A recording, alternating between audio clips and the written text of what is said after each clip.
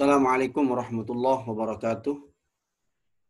Alhamdulillah nahmaduhu wa nasta'inuhu wa nastaghfiruh wa na'udzu billahi min syururi anfusina wa sayyiati a'malina may yahdihillahu fala mudhillalah wa may yudlil fala hadiyalah. Asyhadu an la ilaha illallah wahdahu la syarika lah wa asyhadu anna sayyidina Muhammadan abduhu wa rasuluh. Amma ba'du.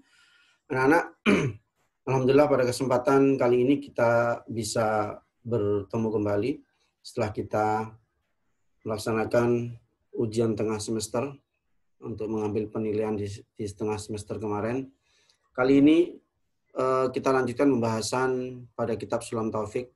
Tapi sebelum kita melanjutkan pembahasan pembahasan di dalam kitab Sulam Taufik, kita awali dengan bacaan Fatihah untuk Rasulullah dan untuk yang mengarang kitab Sulam Taufik ini. Bismillahirrahmanirrahim. Ila hadratin Nabi Mustafa Muhammadin sallallahu alaihi wasallam. Al-Fatihah. A'udzu billahi minasyaitonir rajim. Bismillahirrahmanirrahim. Alhamdulillahi rabbil alamin. Arrahmanir rahim. Maliki yaumiddin. Iyyaka na'budu wa iyyaka nasta'in. Ihdinas siratal mustaqim. Siratal ladzina an'amta 'alaihim ghairil maghdubi 'alaihim waladdallin. Amin. Sallallahu alaihi hadzal kitab. Al-Habib Abdullah bin Husain bin Tahir. Wa nafa'ana bihi wa bi ilmihi fid dharain. Amin. Al-Fatihah. أعوذ بالله من الشيطان الرجيم بسم الله الرحمن الرحيم الحمد لله رب العالمين الرحمن الرحيم مالك يوم الدين إياك نعبد وإياك نستعين اهدنا الصراط المستقيم صراط الذين أنعمت عليهم غير المغضوب عليهم ولا الضالين آمين. Anak-anak, kali ini kita akan membahas tentang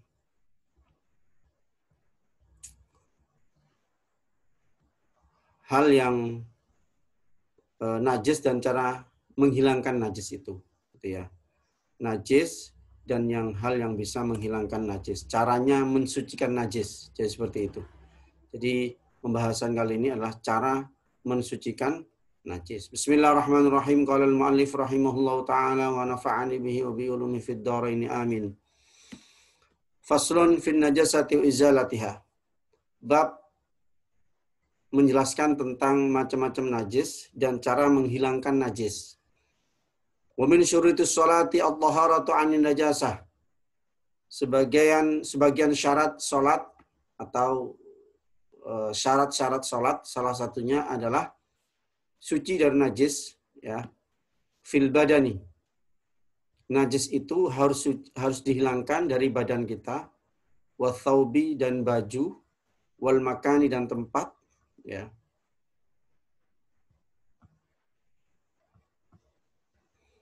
Wal makani dan tempat, wal mahmuli lahu dan barang yang dibawa, ya. Kaki niyatin au mindilin fi yadihi au jaybihi. Jadi yang sesuatu yang dibawa, yang ada di saku, ya, yang ada di kita bawa sapu tangan, kemudian kita masukkan dalam saku kita, nah itu semuanya najis. Fa in laqahu najisun au laqiya thiyabahu, ya, au laqiya thiyabahu,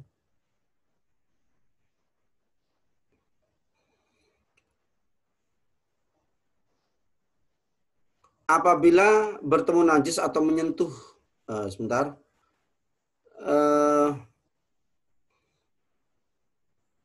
fa in laqahu najisun aw laqa thiyabahu, kalau najis itu kita bawa, ya, au mahmulahu batalat salatuhu.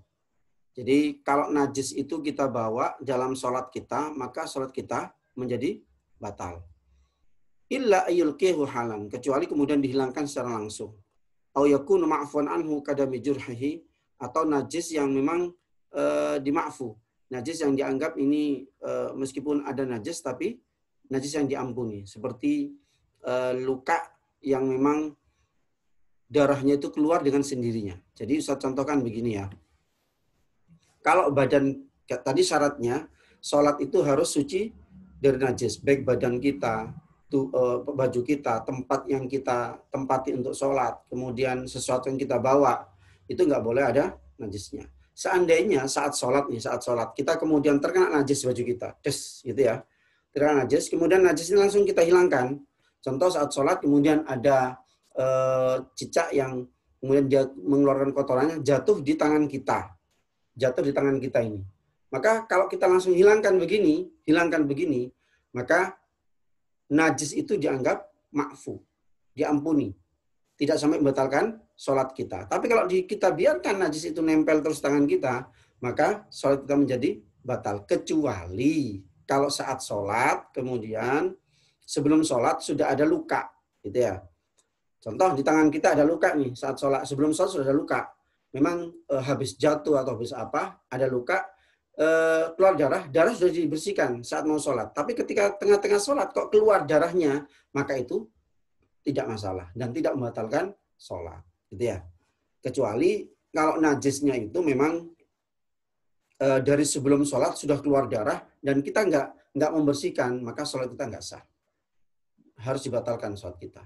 Nah, ini cara ini adalah macam najis dan cara menghilangkan saat kita sholat. Selanjutnya anak-anak, wajibu izalatu najisin lam yu'fa anhu. Ya. Oh, sebentar. Jadi najis itu, ini Ustaz buka dulu PowerPoint-nya, bentar.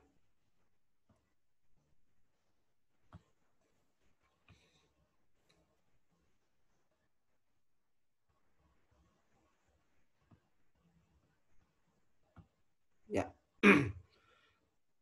Nah, najis itu ada dua cara mensucikan najis. Oke. Ya, cara mensucikan najis. Setiap orang Islam yang sudah dewasa balik wajib melakukan sholat. Sebentar. Kan itu ya, maaf. Ya. Nah, ini.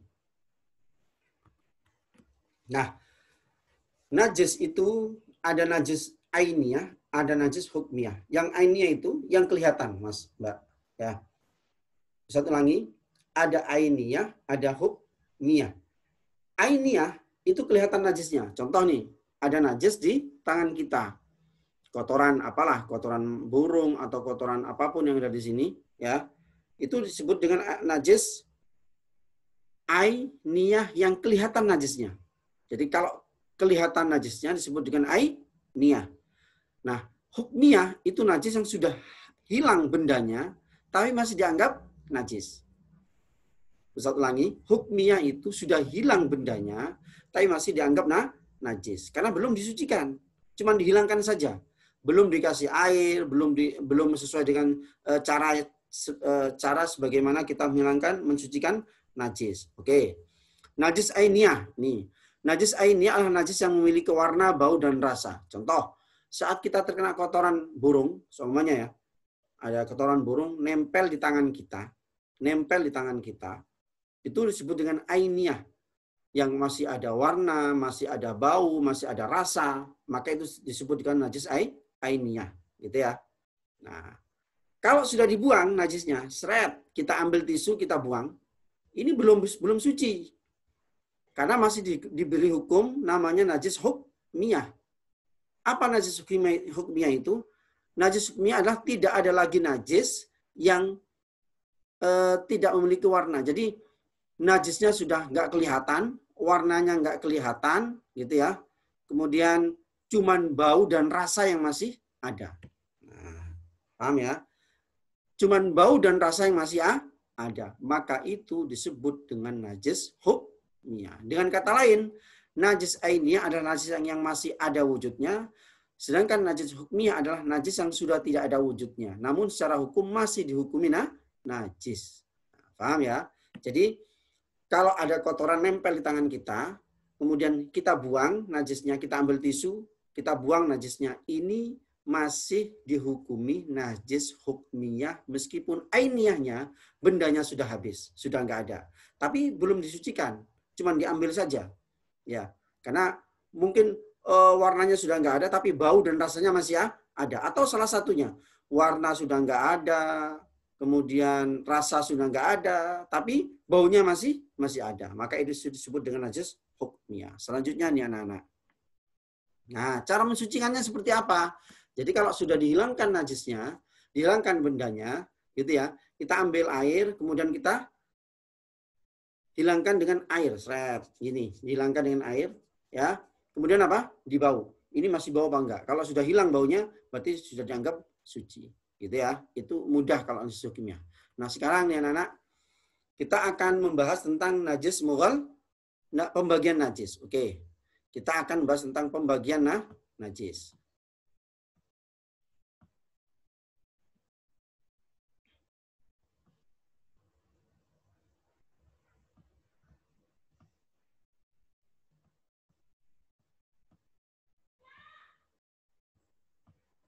Nah, perhatikan. Faslun fi najasati wa izalatiha. Oh, sudah tadi. Wajibu izalatu najis lam yu'fa anhu. Wajib menghilangkan najis yang tidak dimaafkan. Ya. Wa dzalika fi najasatil ainiyah. Maka itu disebut dengan najis ainiyah. Bi izalatil ain, dengan menghilangkan bendanya. Min ta'min, dari rasa, walaunin, warna, warihin, dan bau. Ya. Bil ma'il mutahhir, dengan air yang suci mensucikan. Jadi syaratnya dihilangkan dengan air yang suci mensucikan. Wa fin najasatil hukmiyah. Nah, najis hukmiyah itu seperti apa? Allati la yudraku laha hajmun walau launun wala ta'mun wala rihun. Apa najis ainiyah hukmiyah itu? Najis yang tidak terlihat bendanya. Tadi saya jelaskan ya. Najis yang tidak kelihatan bendanya. Baunya, warnanya sudah nggak ada, kemudian rasanya nggak ada, ya. Atau salah satu di antara tiga ini masih ada. Maksudnya begitu. Salah satu di antara tiga ini masih ada. Kalau bendanya sudah hilang. Nah, tadi seperti Ustadz jelaskan tadi itu, mungkin salah satu dari tiga itu masih ada. Wa yajril ma'il mutahhir marratan 'alaiha. Maka cara menghilangkannya adalah dikasih air yang suci mensucikan, kemudian sekali. Kalau sekali sudah hilang ya sekali aja, tapi kalau sekali belum hilang berarti ditambah untuk menghilangkan bau, rasa, dan warnanya. Dan kalau sudah hilang tiga-tiganya berarti sudah dianggap suci. Selanjutnya nih anak-anak, wa fin najasatil kalbiyah bi ghusli sab'an bil ma'il mutahhir. Yang selanjutnya adalah najisnya anjing. Ya, najis anjing. Bi ghusli sab'an, dengan mensucikan, dengan membasuh. Cara mensucikannya dengan membasuh 7 kali. Bil ma'il mutahhir. Jelas dengan air yang suci mensucikan. Ihdahuna mamzuhatun ay mukaddaratun biturab. Salah satunya campur dengan debu. Wal muzilatul ain, ya. Wal muzilatul aini, untuk menghilangkan bendanya, menghilangkan najis yang kelihatan. Wa in ta'addadat wahidatun, maka itu dihitung satu kali. Wa ishtaratu fit tathhiri minan najasati, dan disyaratkan untuk mensucikan dari najis itu wurudul ma' 'alaiha. Jadi najisnya, airnya itu sampai dikasih air sampai air itu bisa menghilangkan najisnya. In kana qalilan aidunal kullataini. Tapi disyaratkan airnya harus sampai 2 kullah. Kemarin sudah bahas 2 kullah seperti apa, ya. Sekarang Ustadz akan fokus menjelaskan cara mensucikan najis mughalladah. Najis mughalladah itu ada 2, karena 2 hewan, gitu ya. Najis mughalladah itu karena 2 hewan, karena terkena najisnya anjing dan terkena najisnya babi. Nah, ada 2. Oke. Nah, pembagian najis itu ada 3. Ada mughalladah, ada mukhaffafah, ada mutawassithah. Yang mughalladah tadi itu, jadi mughalladah najis berat, mukhaffafah najis ringan, mutawassithah najis sedang. Gitu ya. Nanti Ustaz jelaskan di belakang bagaimana cara mughalladah itu apa, mukhaffafah itu apa, mutawassithah itu apa. Ya, Ustaz jelaskan. Oke, selanjutnya mughalladah sekarang kita bahas mughalladah. Ya. Mughalladah najis berat. Jadi mughalladah dapat disucikan dengan cara membasuhnya dengan air sebanyak 7 kali basuhan, di mana salah satunya dicampuri dengan debu. Namun sebelum dibasuh dengan air, mesti dihilangkan terlebih dahulu ainiyahnya. Ainiyah itu apa tadi? Najis yang kelihatan bendanya masih ada atau wujud najisnya. Dengan hilangnya wujud najis tersebut, maka secara kasat mata tidak ada lagi warna, bau dan rasa dari najis tersebut. Namun secara hukmiah, najisnya masih ada tempat yang terkena najis tersebut karena belum dibasuh dengan air. Untuk benar-benar menghilangkannya dan menyucikannya, tempatnya barulah dibasuh dengan air sebanyak 7 kali basuhan, di mana salah satunya dicampur dengan debu. Pencampuran air dengan debu ini bisa dilakukan dengan 3 cara. Oke, jadi dengan 3 cara. Jadi sama tadi ya, pensucian najis sama. Seandainya nih tangan kita terkena najis anjing, ya tangan kita tanpa terasa dijilat oleh anjing, dijilat tangan kita atau kaki lah, yang kelihatan di tangan ya. Berarti saya contohkan tangan aja. Tangan kita dijilat oleh anjing, maka ini dihukumi najis mughalladah, najis yang berat karena najis anjing. Maka caranya adalah dibasuh 7 kali dan salah satunya itu campur dengan debu. Salah satunya lah ya. Jadi di antara 7 itu boleh di tengah-tengah, boleh di awal. Kalau di akhir, tangan kamu nanti kotor, tetap kotor. Makanya kemudian tidak dianjurkan di akhir. Boleh di awal, boleh di tengah-tengah, boleh pada basuhan yang ke-6, baru yang ke-7 dikasih air. Terserah. Pokoknya sebelum basuhan yang ke-7. Gitu ya. Nah, ini ada cara. Pertama, oke. Ya. Mencampur air dan debu secara berbarengan, baru kemudian diletakkan pada tempat yang terkena najis. Cara ini adalah cara yang lebih utama dibanding cara lainnya. Jadi mencampur air dan debu secara berbarengan. Jadi begini anak. Oke. Air, kita ambil air ya. Kemudian debu ini sudah taruh di tangan. Kasih air kemudian dikosok-kosok. Ya. Ini yang lebih utama. Ya. Atau caranya yang lebih utama, kita ambil wadah gitu ya, kemudian ditaruh ada air, kemudian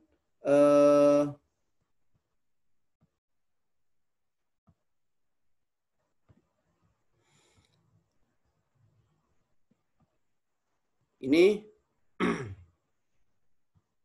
satu lagi, mencampur air dengan debu dan debu secara berbarengan, baru kemudian diletakkan pada tempat yang terkena najis. Jadi air dengan debu dicampur di satu, kemudian taruh di tempat yang terkena najis tadi itu. Baru setelah itu diguyur dengan air. Yang kedua, meletakkan debu di tempat yang terkena najis, lalu memberi air dan mencampur keduanya, baru kemudian dibasuh. Jadi taruh dulu debunya, kemudian kasih air, kemudian dibasuh. Ketiga, memberi air terlebih dahulu tempat yang terkena najis, lalu memberinya debu, mencampur keduanya, baru kemudian dibasuh. Jadi kasih air terlebih dahulu, kemudian kasih debu, kemudian dibasuh lagi. Nah, ini cara. Jadi macam-macam ya. Yang penting salah satu di antara 7 kali itu dibasuh dengan debu. Itu caranya seperti itu. Selanjutnya ini anak-anak. Sekarang mukhaffafah. Oke. Apa najis mukhaffafah itu? Najis mukhaffafah, najis yang merupakan air kencingnya bayi laki-laki. Ingat, bayi laki-laki, bukan untuk perempuan ya, Mbak ya. Ini khusus untuk laki-laki. Jadi mukhaffafah itu najis air kencingnya bayi laki-laki yang belum makan dan minum selain ASI dan belum berumur 2 tahun. Cuman ASI saja, nggak ada campuran apa-apa. Nah, cuman ASI saja, nggak ada campuran apa-apa. Kalau sudah seperti itu, maka disebut dengan kalau anak bayi laki-laki yang belum umur 2 tahun ini dia kencing, maka najisnya adalah disebut najis mukhaffafah. Mukhaffafah itu apa? Najis yang ringan. Maka cara mensucikannya dapat disucikan dengan cara memercikkan air ke tempat yang terkena najis. Nah, cara memercikan air ini harus dengan percikan yang kuat dan air mengenai seluruh tempat yang terkena najis. Air yang dipercikkan juga mesti lebih banyak dari air kencing yang mengenai tempat tersebut. Setelah itu baru diperas, lalu dikeringkan. Dalam hal ini tidak disyaratkan air yang dipakai untuk menyucikan harus mengalir. Nah, oke, Ustaz contohkan nih sekarang. Ya, ini najis mukhaffafa. Oke. Contoh nih, Mas, Mbak. Seandainya nih, bajunya Ustadz ini terkena najis anak laki-laki yang belum berumur 2 tahun, ya, kemudian tidak ada yang dikonsumsi kecuali air ASI. Ya, itu aja. Maka ketika bajunya Ustadz terkena air, ya, terkena najis dari air kencingnya anak laki-laki tadi itu, maka cukup kita ambil air kemudian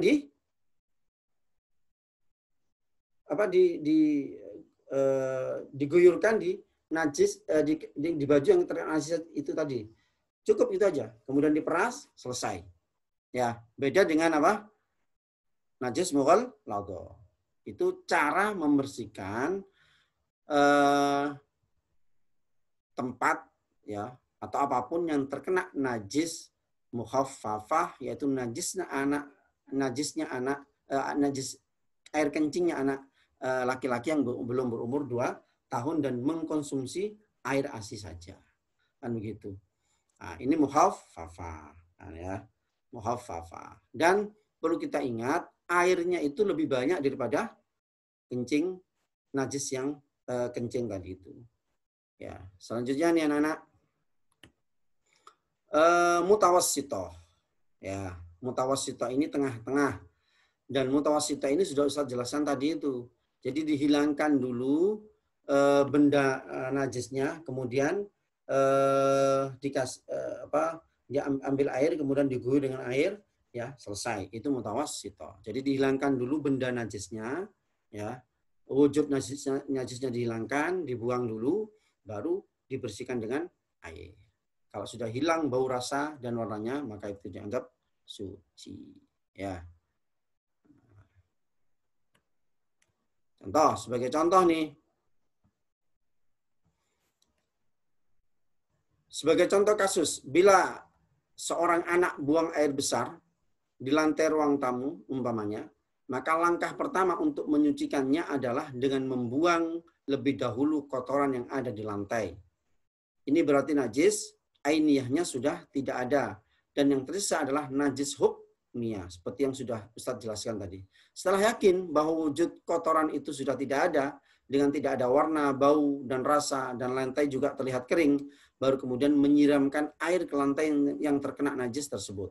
Tindakan menyiramkan air ini bisa juga diganti dengan mengelapnya dengan menggunakan kain yang bersih dan basah dengan air yang cukup. Jadi seandainya nih anak-anak, kalau kita ingin lebih praktis lagi supaya nggak kelihatan basah semua begitu, kita ambil lap, kemudian kita lap aja.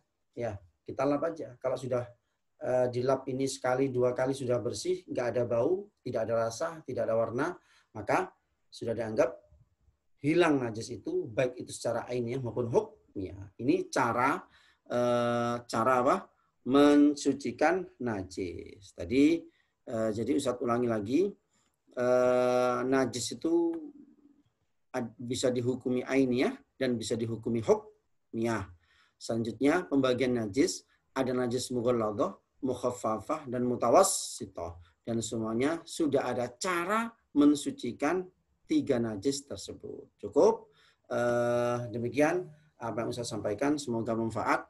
Dan tolong kalian rangkum ini dan kalian bisa jelaskan lagi rangkuman itu dan bisa dikirim di Classroom kelas masing-masing. Sekian, terima kasih.